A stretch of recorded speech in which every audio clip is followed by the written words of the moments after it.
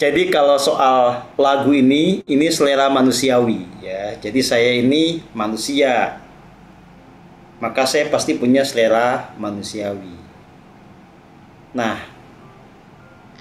pada orang yang sudah mencapai tataran kesadaran manunggal kaulolan Gusti, itu bukan berarti tidak punya selera manusiawi lagi, tetapi dalam segala hal dia selalu mempertimbangkan apa kehendak Gusti. Bahkan dalam soal selera pun, kalau Gusti tidak mengizinkan, ya kita tidak akan melakukan. Tapi kalau dibolehkan, ya kita jalani. Nah, kalau selera musik, ya salah satu yang saya sukai adalah ya musiknya atau lagunya Frank Sinatra. Selain ini yang disebut sama Pak Marcel ini, Julio Iglesias ya.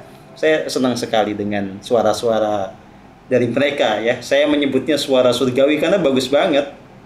Tapi saya nggak bisa nyanyi. Saya tidak punya destiny untuk menjadi penyanyi ya. Nggak boleh semuanya direngkuh lah ya. Saya nari bisa, tapi nyanyi saya nggak bisa. Cukup menjadi penikmat saja. Oke, baik. Saudara dan saudari yang saya kasihi, jadi kembali kita bahas tentang apa yang disebut sebagai manunggal kaulolan Gusti. Satu, itu menyangkut sebuah kasunyatan. Jadi manunggal atau jumbuh kaulolan Gusti itu sebuah kasunyatan. Karena memang pada faktanya dari sisi eksistensi, dari sisi keberadaan kita tidak pernah terpisahkan dengan Sang Sumber. Kita sebagai kaulo, ya, aku tidak pernah terpisahkan dari yang menjadi sumber dari keberadaan kita dengan Gusti. Kedua, kalau ini bicara tadi yang pertama kasunyatan, yang kedua bicara tentang idealitas. Mestinya kesadaran manunggal kaulo Gusti itu diejawantahkan dalam sikap setia tuhu kepada tuntunan Gusti. Nah, untuk bisa setia, kita mesti ngerti dulu apa bedanya tuntunan Gusti, apa bedanya pertimbangan akal sehat, apa juga itu suara jiwa atau kehendak jiwa yang paling murni, apa itu ya keinginan yang dasarnya adalah dogma, apa juga keinginan ego, keinginan pribadi. Nah, kalau sudah bisa membedakan semua ini, baru kita mengambil keputusan kita mau mengikuti yang mana. Biasanya suara jiwa dengan suara Gusti pasti sama. Karena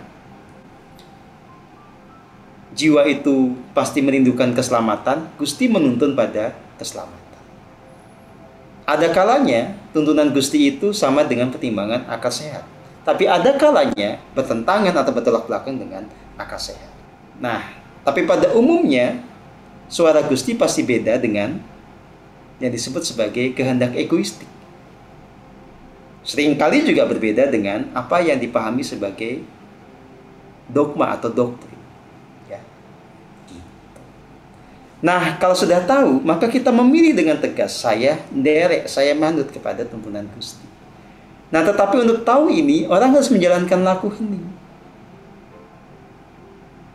Karena dengan hening, orang bisa meninteni dirinya, bisa memperhatikan dirinya, bisa memahami bagaimana dinamika pikiran, bagaimana dinamika perasaan, bagaimana juga berbagai kategori di dalam diri kita.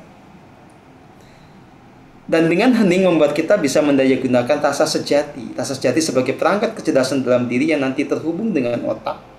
Yang membuat kita kemudian bisa menangkap apa pesan Gusti dan itu dipahami oleh otak kita. Nah, jadi ini sebetulnya sisi yang paling sulitnya untuk bisa betul-betul ada dalam kesadaran manunggal kaulolan Gusti. Untuk bisa setia tuhu itu prosesnya panjang. Nah, tetapi bisa dilatih. Latihan hening supaya kita bisa betul-betul menangkap sinyal atau titah Gusti. Sama latihan untuk setia ketika sinyal itu memang kita bisa tangkap dengan benar. Dan di sini butuh yang namanya kejujuran diri. Sebetulnya saudara dan saudari yang saya kasihi, asal Anda laku heningnya benar,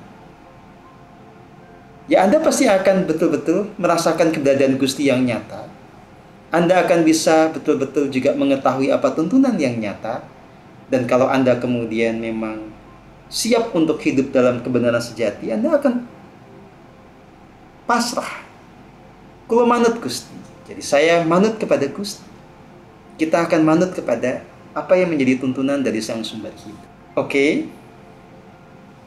Nah, kalau kita bicara teman-teman di Pesona Matahari, tentu saja banyak teman-teman yang sudah lumayan berhasil.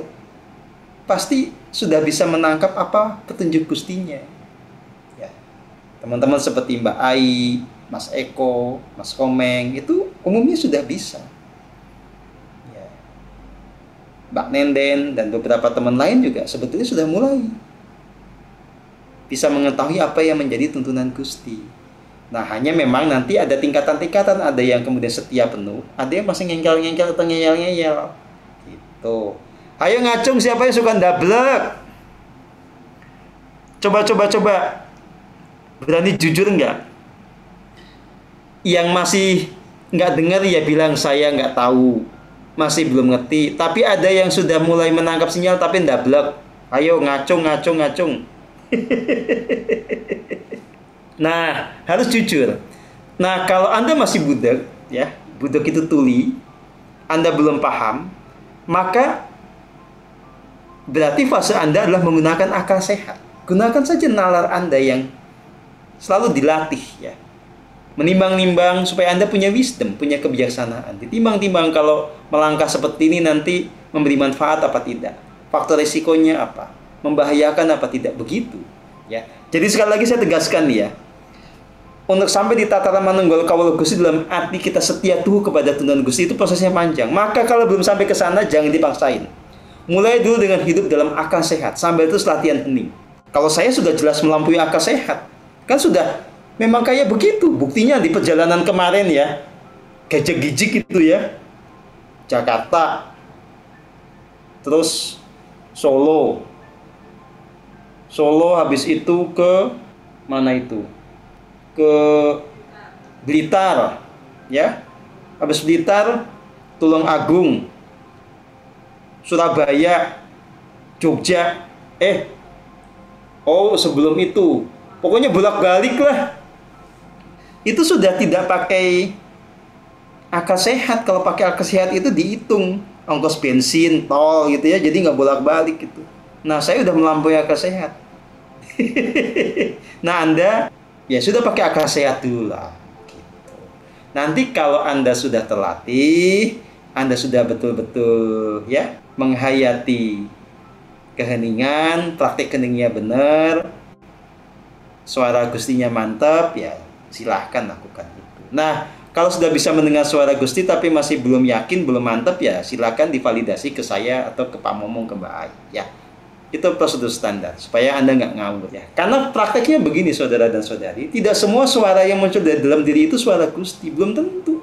Lawang suara maunya sendiri aja bisa muncul dari daerah sini kok. Belum lagi kalau diri Anda tidak jernih, ya.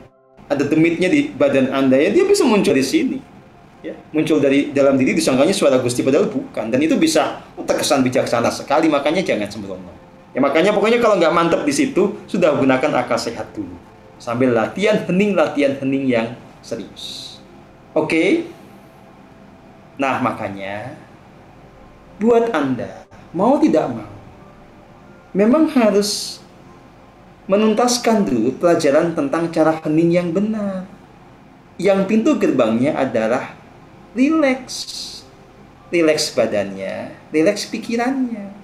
Makanya kalau Anda mulai duduk, ya, merem tapi masih badannya tegang, coba cari apa hal-hal yang membuat Anda bisa rileks. Bisa ngopi dulu atau minum teh dulu, atau kalau perlu joget dulu gitu, ya. Supaya Anda bisa nyaman nanti dengan badan Anda sendiri, dengan pikiran Anda sendiri, Anda bisa menikmati momen.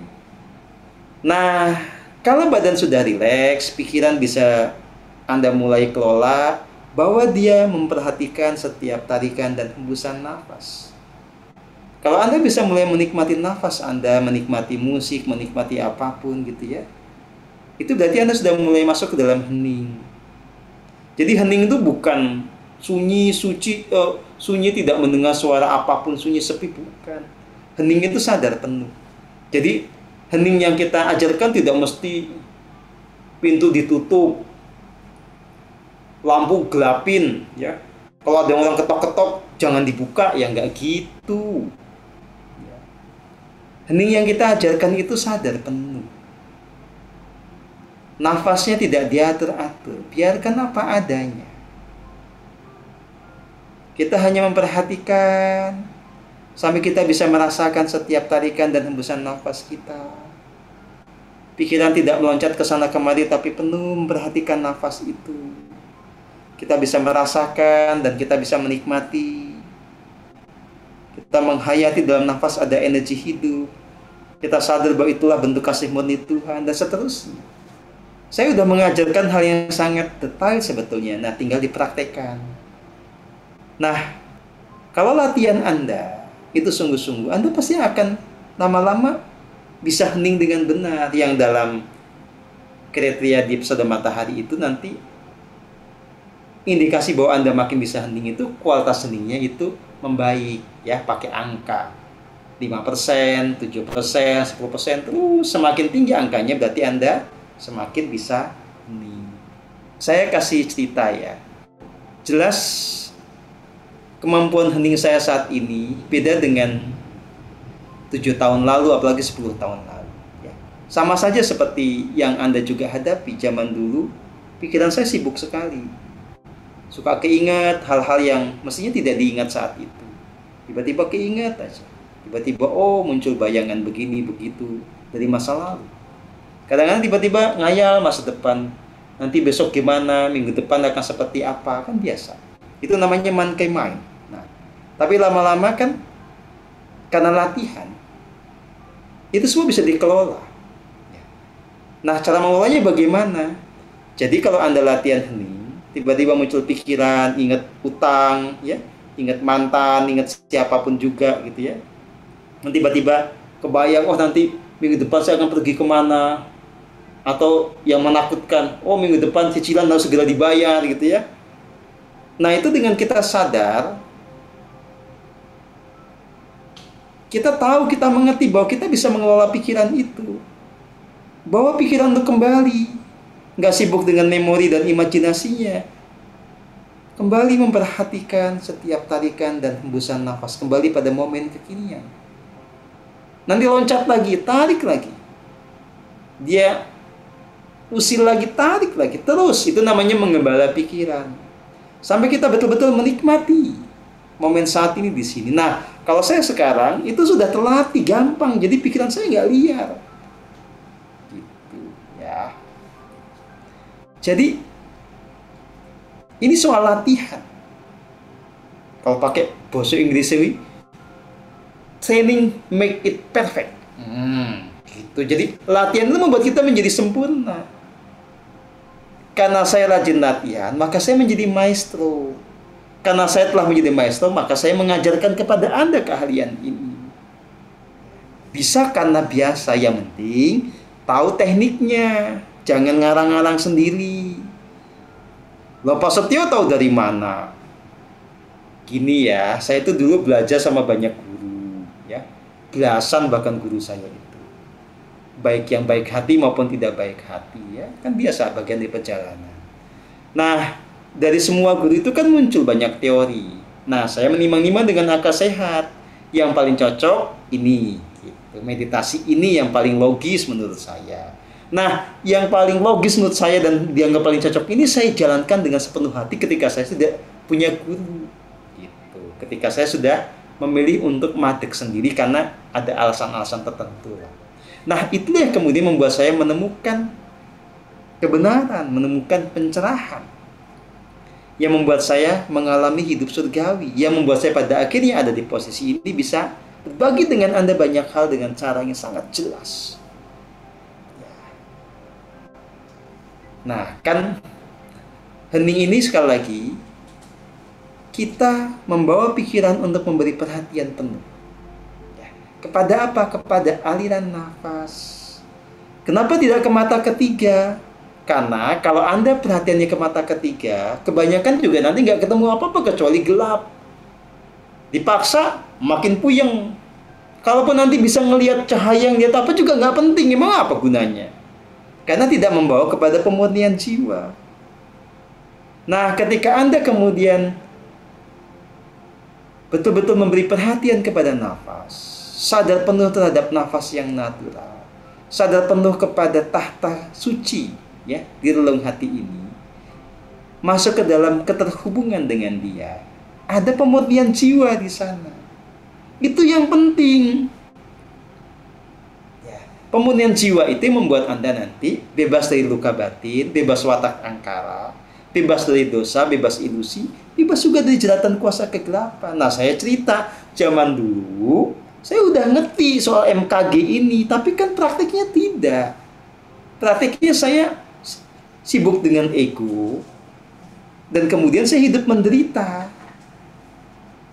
Nah, secara faktual, zaman dulu juga saya banyak yang namanya luka batinnya, ada watak angkaranya, banyak ilusinya, banyak dosanya, dan juga terjerat kuasa kegelapan. Apalagi dulu saya lakunya kemana-mana. Itu yang dibereskan dengan apa? Hening yang mendalam. Betul-betul hanya meresapi nafas yang natural, menyadari keterhubungan dengan Gusti. Bagaimana kalau diatur-atur nafasnya? Itu nggak akan jadi karena di sana tidak ada kepasrahan. Kan nafas ini sebetulnya dia jalan sendiri. Ada kecerdasan tertinggi yang menggerakkannya. Nah, kita itu hanya pasrah, merasakan pasrah. Kalau kita ego yang mengatur, ya di mana pasrahnya nggak akan ada keterhubungan dengan yang ilahi di situ. Ego lagi yang main. Bagaimana kalau kita memperhatikan pikiran, ya sakit kepala, iya memperhatikan pikiran, terus gunanya apa? Memperhatikan pikiran itu nanti ada ujungnya. Ujungnya supaya Anda bisa mengendalikan pikiran itu. Bukan untuk masa konsentrasi, tetapi untuk memberi perhatian pada nafas sampai Anda bisa menikmati nafas itu. Supaya nanti terhubung juga dengan yang ilahi di dalam diri Anda, supaya Anda mengalami pemurnian jiwa. Kalau cuma merhatiin pikiran, tidak mengamati pikiran, gak jadi apa-apa. Karena nggak ada kuasa ilahi yang nanti bekerja. Bagaimana? Bisa dipahami tidak? Ya, logis apa tidak penjelasan saya? Ya mestinya logis dong. Apalagi ini sudah saya buktikan. Makanya kalau orang kemudian menyangkal diri sejati, nggak mungkin tercerahkan, sudah pasti itu. Menyangkal Tuhan, sudah pasti nggak akan mungkin tercerahkan. Lalu yang nyata kok disangkal? Lalu yang menjadi sumber pemurnian jiwa kok disangkal? Gimana? Paling logis itu netral dulu. Kalau ada baru diakui. Kalau ada udah nyangkal ya pasti nggak ada. Karena dia tidak material gitu loh. Ya. Jadi kuncinya kalau Anda betul-betul mau mengalami pemurnian jiwa, kemudian nanti bisa setia tuhu sama Gusti, sehingga betul-betul ada di tataran jumbuh kaula Gusti atau manunggal kaula Gusti, ya Anda harus heningnya diperbaiki. Intensif dilakukan, bukan hanya dengan hening formal, itu seterusnya. Ya. Tapi saya susah. Alah, waktu saya jumpa teman-teman di Surabaya, oh ya, jadi itu rutenya tuh dulu gini. Jakarta, Solo beberapa hari, kemudian ke Surabaya ke Jogja, ketemu teman-teman di Jogja, habis itu disuruh ke Blitar, ketemu teman-teman Blitar, habis itu saya ke Tulungagung, saya kemudian ke Semarang. Sekarang tahu nggak saya ada di mana? Saya ada di Kalimantan.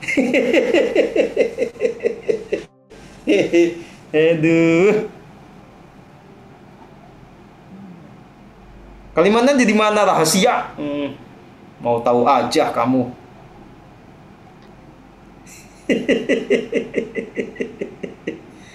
Aduh. Ya, udah nggak usah tebak-tebakan, nggak dapat hadiah.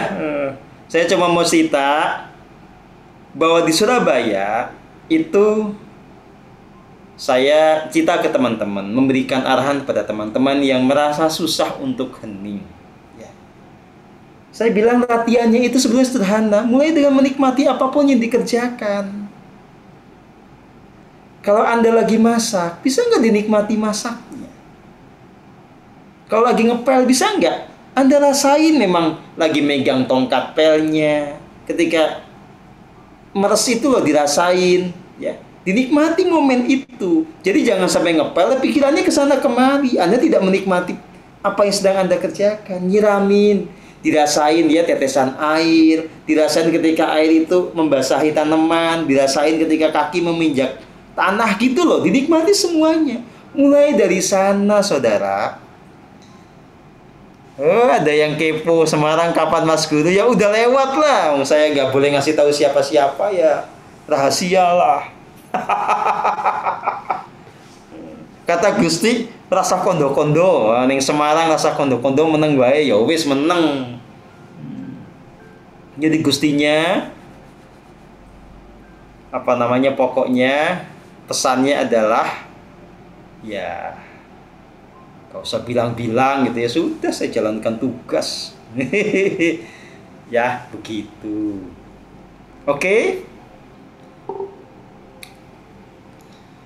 Nah, saudara dan saudari yang saya kasihi, latihan terus.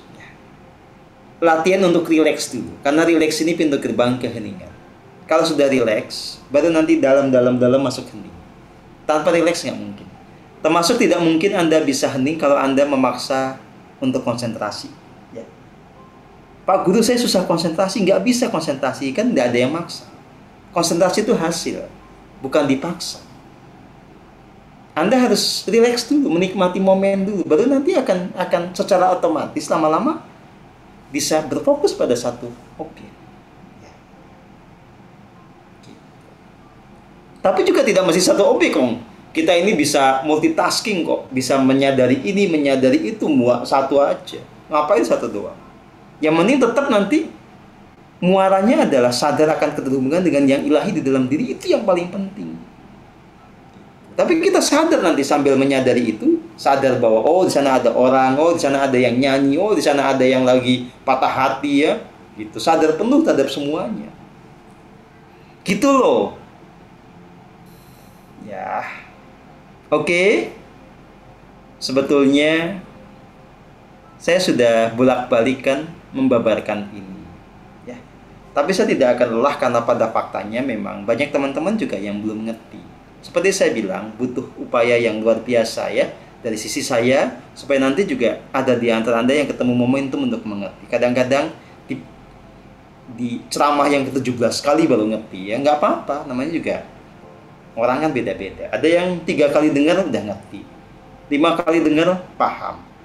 Ada yang memang nanti bisa jadi 30 kali baru paham gitu ya, nggak masalah lah. Yang penting nanti lama-lama paham juga gitu loh. Gini ya. Ini pas webinar, anak 3 orang teriak-teriak terus, bagaimana cara menikmatinya. Cara menikmatinya itu bukan kita kemudian menjadi egois ya. Enggak. Cuekin, bukan. Satu, diterima. Itulah memang resiko Anda punya anak. Jangan gresulo. Anak juga kan punya dunianya sendiri dan punya kebutuhannya sendiri. Maka yang harus Anda lakukan adalah Anda dekati 3 anak itu. Kalau perlu Anda peluk, Anda lus-lus kepalanya, Anda kasih omong. Ya. Adik-adik ini mau apa? Butuh apa? Bapak lagi belajar. Diajak mengerti apa yang sedang Anda lakukan. Dan memang itu tantangan buat orang tua. Bagaimana anak tidak juga dibiarkan untuk menjadi egois dan tidak peduli atas kepentingan orang tuanya. Apalagi kepentingan yang sebetulnya juga nanti menentukan nasib mereka. Anaknya diberkati, anaknya dipeluk dengan kasih, ya, disabdakan damai, anteng gitu. Oke? Ya jangan dimarahin anak-anaknya, namanya anak-anak. Kecuali ibunya teriak-teriak boleh dimarahin. Anak-anak jangan lah ya, apalagi masih kecil. Kalau ibunya tiak-tiak berarti itu kurang setoran. Setornya ditambah. Aduh.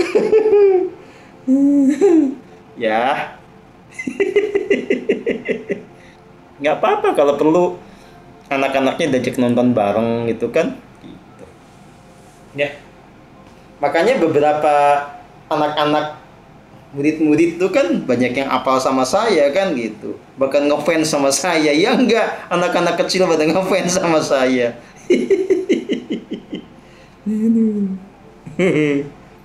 Oke. Baik, kita jawab beberapa pertanyaan. Kalau manusia bisa membentuk nasibnya sendiri, atau tindakannya dapat membentuk nasibnya ke depan, mengapa banyak manusia yang berkeinginan kaya, bahkan sudah berupaya keras dengan tindakannya, tetapi nyatanya tidak kaya juga?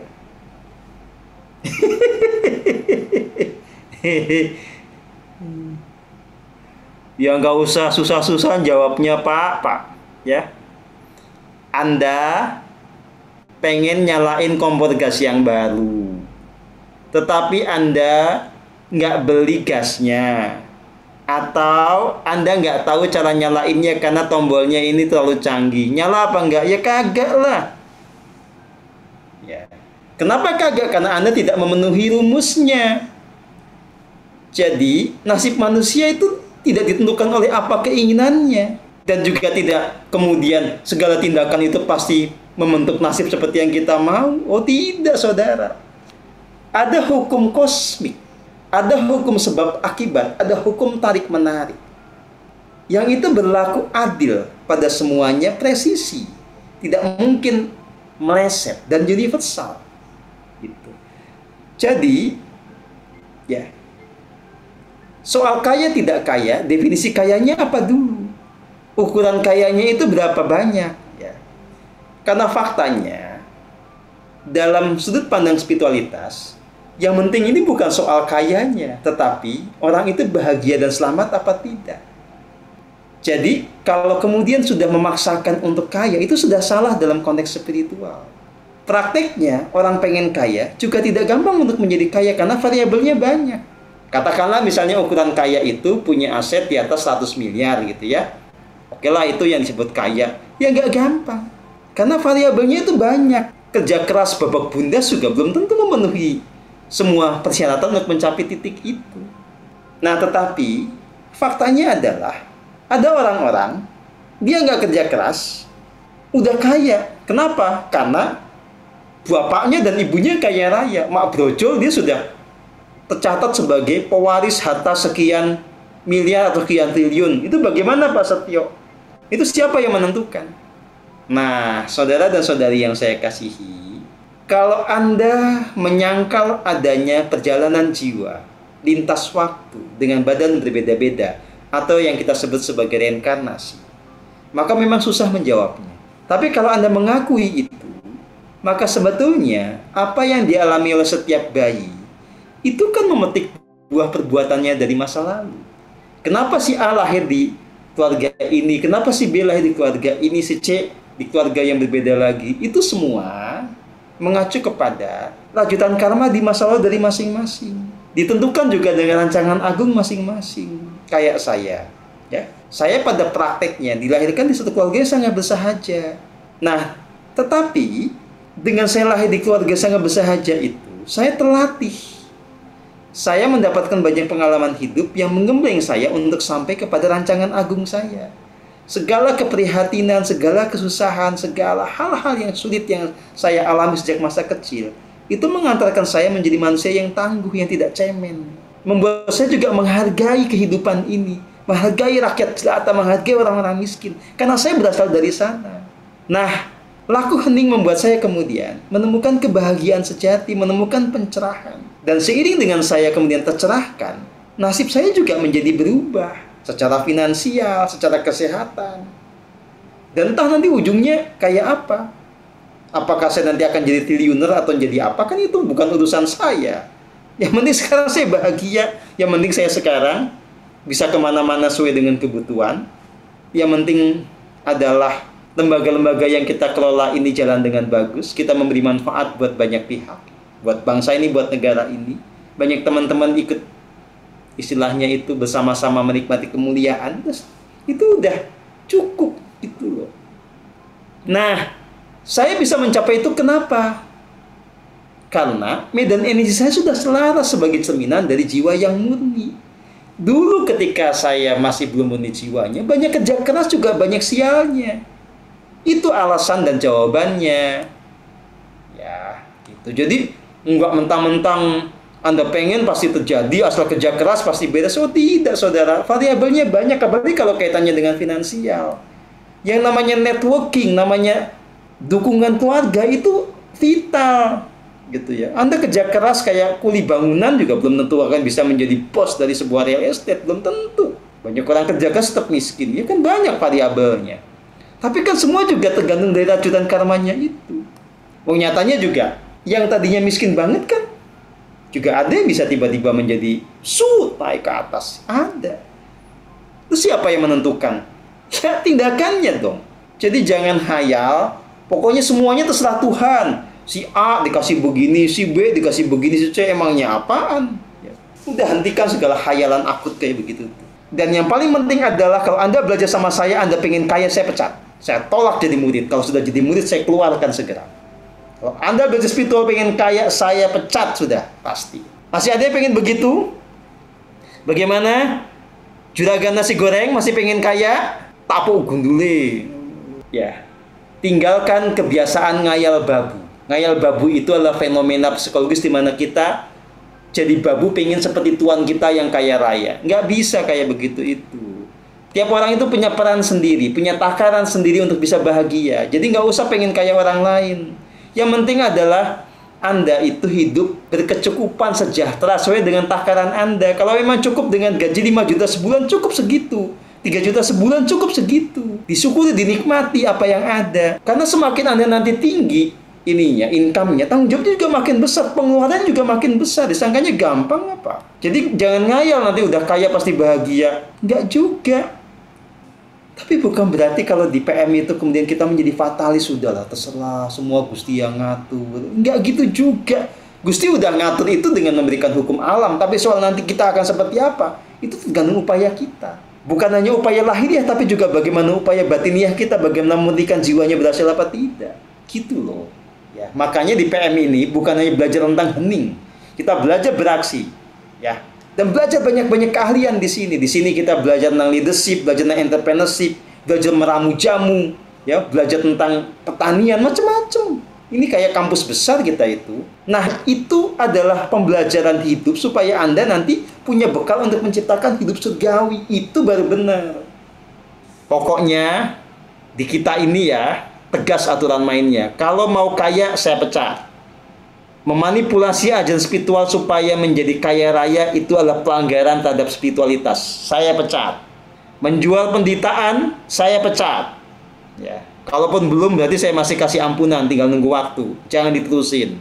Males-malesan, dikasih tugas, dikasih pekerjaan, bahkan digaji tapi kerjanya nggak beres, tinggal nunggu waktu. Ya. Kita harus berjuang bersama untuk menciptakan hidup surgawi, karena kita yang menentukan, tapi bukan berarti semau kita. Ini ada hukum alam yang menjadi koridor semuanya, maka kita harus tahu rumusnya. Untuk berhasil itu 1, 2, 3, 4, 5 dijalanin semua. Baik yang imaterial maupun material, gitu loh. Ya, jelas. Sebelum ada jalan keheningan, bagaimana orang mencapai keselamatan yang nggak bisa, Pak? Semenjak manusia lahir, semenjak manusia ada, sejak itu jalan keheningan sudah ada. Masa gitu ditanyain, Bapak Marcel ini ada-ada saja. Ya kalau orang tidak mengenali kembali jalan keheningan, dia akan mengalami kesesatan kolektif. Udah begitu aja. Orang percaya asal dengan begini-begitu ya, dengan memuja dan memuji sosok tertentu pasti akan selamat, ya kan ngayal namanya, nggak mungkin terjadi. Karena keselamatan hanya terjadi lewat pemurnian jiwa. Udah begitu sih. Baik. Bagaimana dengan anak yang terlahir cacat mental, cacat fisik, ya? Jelas. Sekali lagi, semua karena ngunduh wahyu pakati atau dia masuk skenario rencana agung ilahi. Begini, ini ada case-case yang berbeda-beda. Misalnya ada orang, ya, dia tunadaksa. Tunadaksa itu berarti ada bagian badannya yang tidak utuh, ya, alias cacat badan. Jangan langsung dianggap atau dijudge ini berarti dulunya banyak dosa. Belum tentu. Ada kesentu orang-orang yang memang di masa lalu jiwanya murni.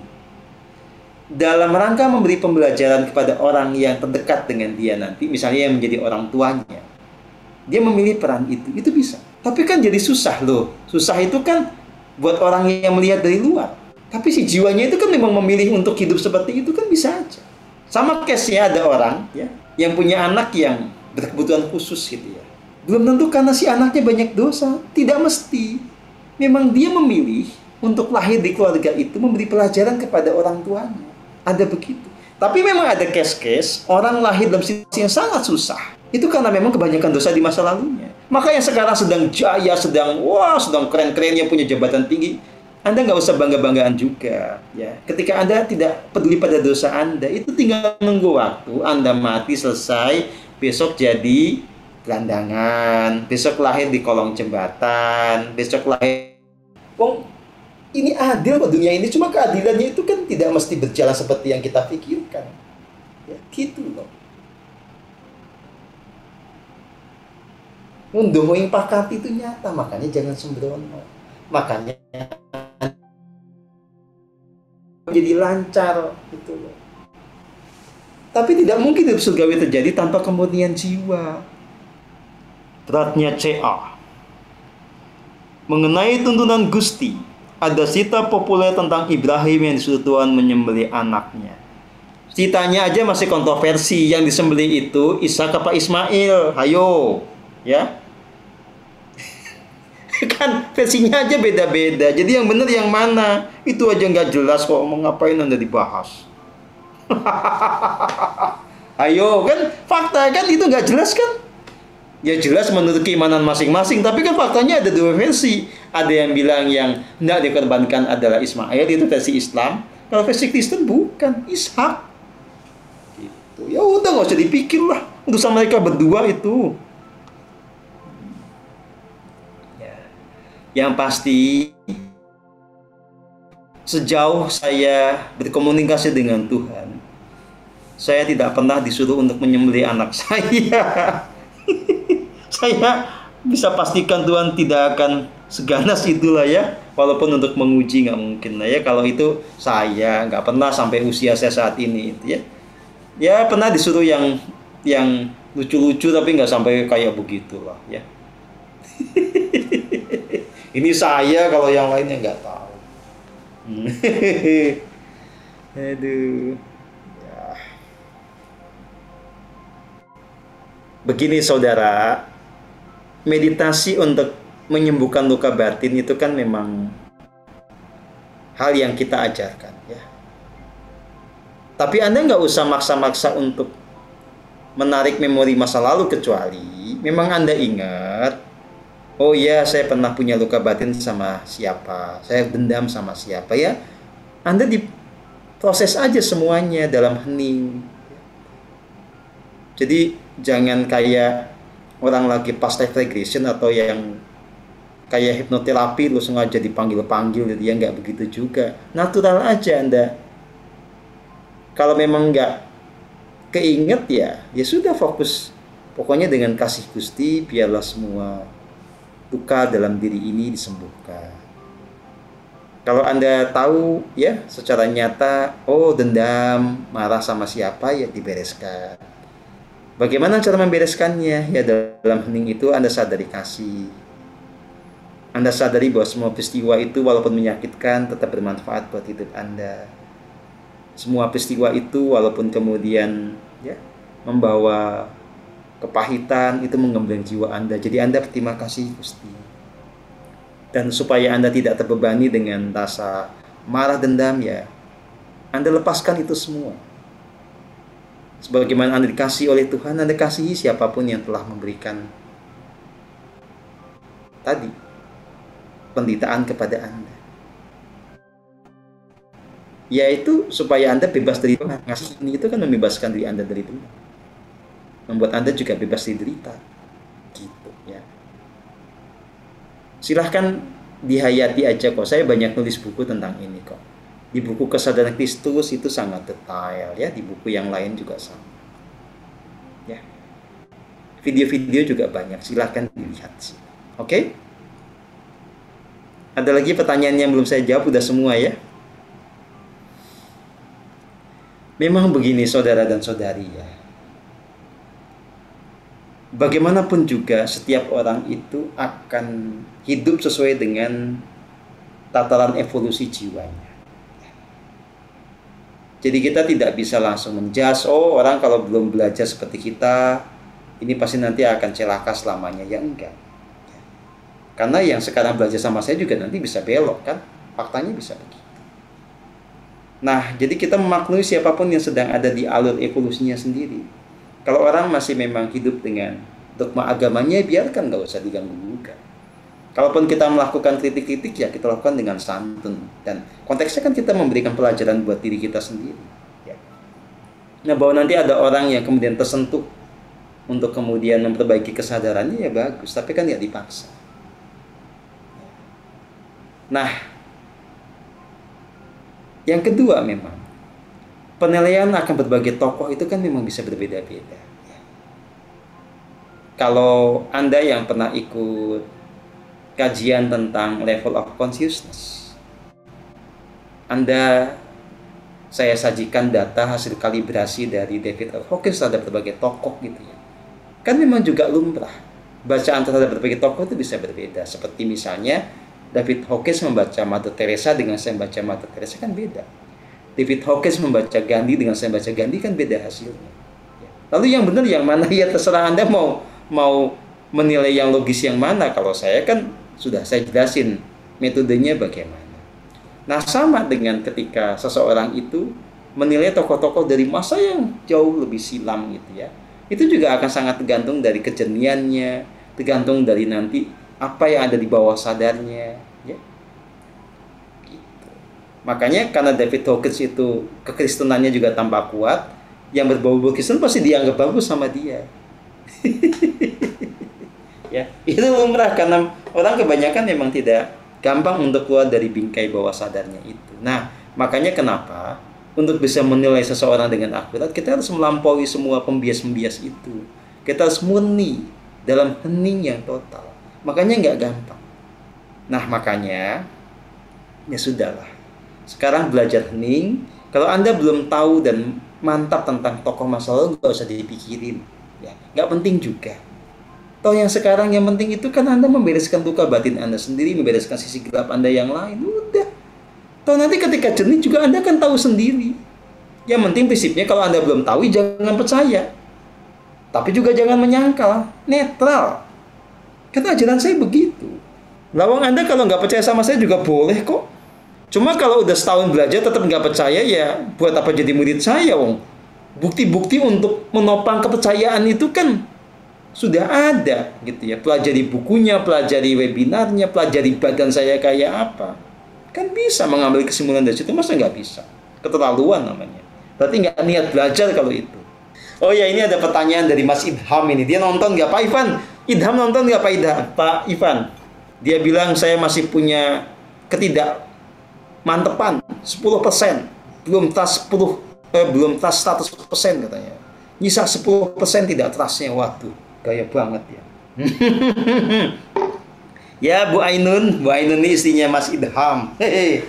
Kan pertanyaannya begini. Katanya masih mengganjal tentang saya itu, kenapa kok visinya Indonesia surgawi, bumi surgawi, nggak ketinggian tuh, nggak berlebihan. Gini ya, kalau Anda tingkat kesadaran sudah sangat tinggi, LOC kalau diukur angka itu 1000 ke atas, Anda menghayati Tao, menghayati Druid, menghayati Ahura Mazda, pantas nggak kalau dia hanya mikirin keluarganya sendiri? Pantas tidak kalau dia hanya memikirkan keselamatan badannya sendiri? Pantas nggak kalau dia hanya mikirin satu RW? Ayo jawab dulu, pantas apa tidak? Teman-teman yang lain boleh jawab, pantas tidak? Orang yang kesadaran yang paling tinggi di bumi saat ini, dia bertanggung jawab terhadap keselamatan satu bumi ini.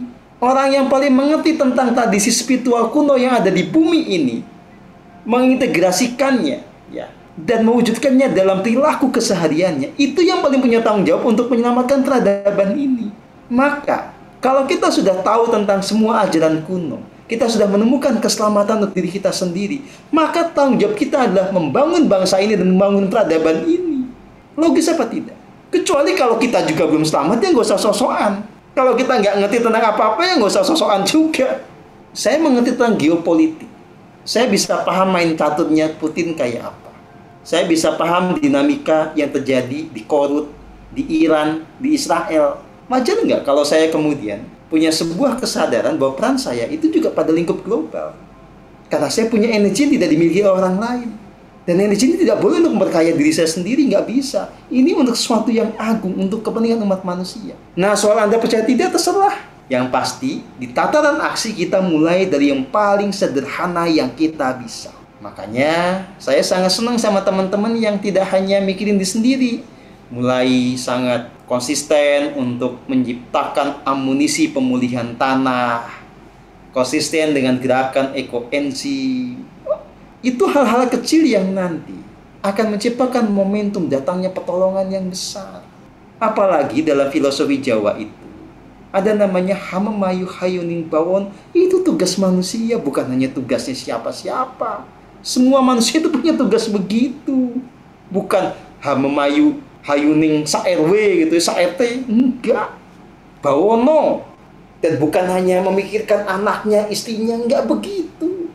Saya memberikan pendidikan yang terbaik buat anak-anak saya, tapi saya tidak hanya mikirin anak saya, dan tidak akan berlaku tidak adil pada anak saya maupun pada anak-anak orang lain. Karena saya sudah selesai dengan diri saya sendiri, maka saya memikirkan hal-hal yang besar. Karena saya mengasihi manusia, maka saya berpikir tentang kemanusiaan. Berpikir tentang umat manusia tanpa diskriminasi. Saya mikirin Afrika, saya mikirin Asia, saya mikirin semuanya. Itu pekerjaan saya tiap hari yang mungkin Anda tidak akan pernah membayangkan. Itu perjuangan yang tiap hari saya lakukan di dunia energi. Di dunia fisik, ya, kita punya banyak wadah.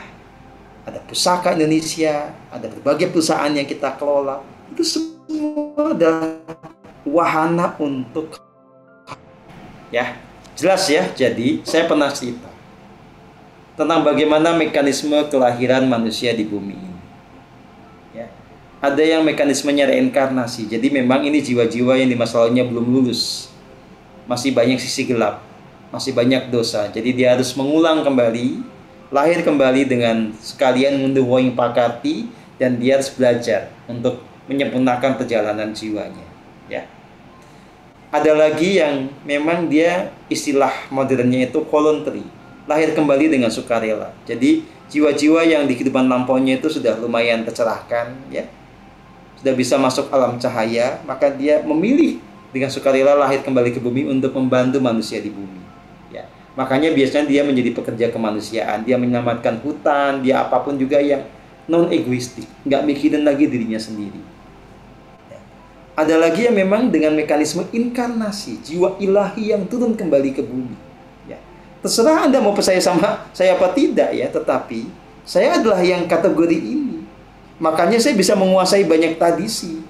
Saya ngerti tentang suwung, saya ngerti tentang sasa jenda yang sejati. Saya ngerti tentang jumbuh kaula Gusti, saya ngerti tentang druid, saya ngerti tentang Tao, saya mengerti Zarathustra, macam-macam saya paham. Ya. Itu profesor kuliahan belum tentu ngerti. Ini bukan keahlian yang gampang dipelajari. Kenapa saya bisa? Karena saya memang menghayati itu semua sejak zaman dahulu kala. Sekarang dengan badan yang baru itu muncul momentumnya, saya mengungkapkan kembali itu semua pada Anda. Nah, yang inkarnasi ini tidak mungkin punya misi yang kecil. Pasti misinya besar. Udah begitu hukum alamnya. Nah, awakmu ngandel pora ya sakarepmu kan gitu. Bukan urusan saya sudah membuka clue, ya. Nah, gitu. Cuma dinalar aja, ya.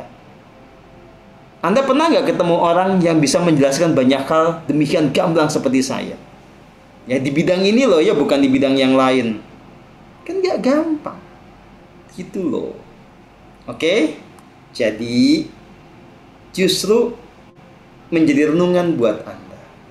Apa sih karma baik Anda sehingga kemudian Anda berjumpa dengan saya? Pasti ada karma baik Anda. Tapi kalaupun Anda nggak ketemu, nggak usah dicari-cari. Sekarang yang direnungkan adalah apa makna berjumpa Anda dengan saya? Apakah akan berlalu begitu saja, tidak Anda manfaatkan dengan baik? Atau malah menjadi sia-sia? Atau malah Anda menjadi pengkhianat untuk saya? Seperti banyak murid yang lain malah mengkhianati saya. Ya boleh kalau mau jadi pengkhianat, ya. Karena hukum alam itu kan pasti. Ya. Jadi saya juga tidak pernah menjadi masalah karena tidak mungkin saya dijatuhkan oleh para pengkhianat. Tetapi kalau Anda betul-betul menghargai anugerah ini, maka Anda belajar ini yang benar. Karena menemukan orang seperti ini tidak sepanjang waktu bisa. Anda tarik mundur 20 tahun ke belakang, 10 tahun ke belakang, Susah nyarinya. Tapi kan banyak orang terkenal. Cobalah Anda kalau mau belajar sama mereka. Saya kasih kesempatan tuh, ya. Coba sekarang Anda cek siapa orang terkenal yang menjadi guru spiritual. Silahkan Anda setahun aja belajar dari saya, keluar dari PM. Ya, boleh, silahkan. Nanti kita cek hasilnya. Mau? Siapa yang mau? Paling nanti ngeluhnya orang duit-duit pak, larang. Oh, pasti kan begitu kan? Ya golesnya murah, golesnya gratisan. Wah, yo angel pak. Wah, jangan. Saya fair kok. Jadi silahkan renungkan semuanya.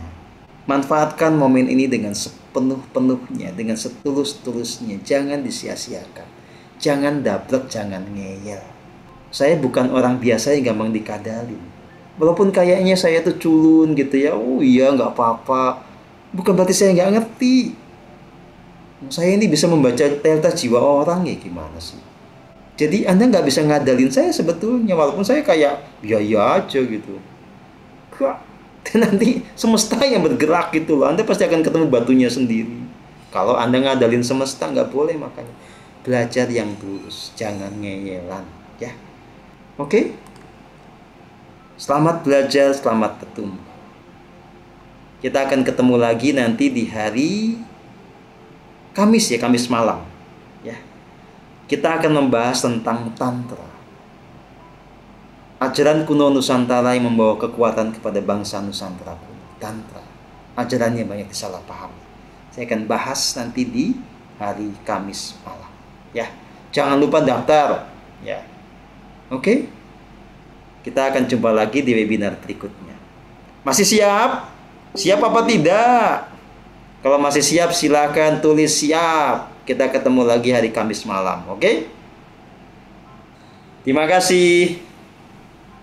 Dan kita menutup perjumpaan kita dengan mendengarkan lagunya Julio Iglesias. Dah, sampai jumpa. Terima kasih. Sampai jumpa Kamis malam.